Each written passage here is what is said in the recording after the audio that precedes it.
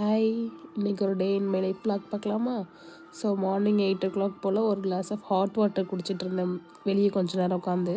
So இது மாதிரி அட்வர்டைஸ்மெண்ட்டுக்கெல்லாம் இந்த மாதிரி கார்ட்ஸ் எல்லாம் உள்ளார போடுவாங்கள்ல, அதெல்லாம் நாங்கள் பார்க்குறதுக்கு முன்னாடியே அவன் எடுத்து அதை கொஞ்சம் கொஞ்சமாக கடித்து துப்பி அதில் விளையாண்டு முடிச்சிருவான். அப்புறம் அதை நம்ம பார்க்கவும் முடியாது.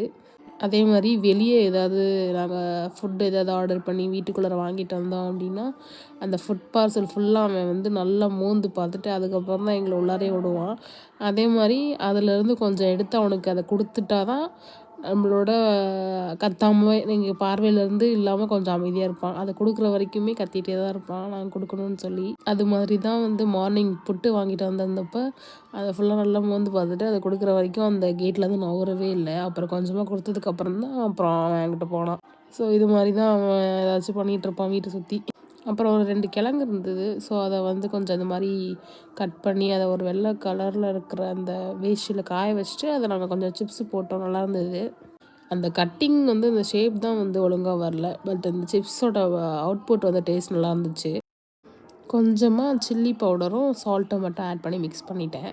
அண்ட் ஈவினிங் நெல்லிக்காய் பிக்கலான்னு சொல்லி மொட்டை மாடிக்கு போனேன். அப்போது பக்கத்தில் கொஞ்சம் தான் இருந்தது. ஆனால் கொஞ்சம் டிஸ்டன்ஸ் பின்னாடி இருக்கிற பிரான்ச்சில் கொஞ்சம் நிறைய நெல்லிக்காய் இருந்துச்சு. ஸோ முன்னாடி இருக்கிற இதில் மட்டும் கொஞ்சம் இந்த மாதிரி இவ்வளோ நெல்லிக்காய் கிடச்சிச்சு. அதை மட்டும் எடுத்துகிட்டு அப்படி கீழே வந்தாச்சு.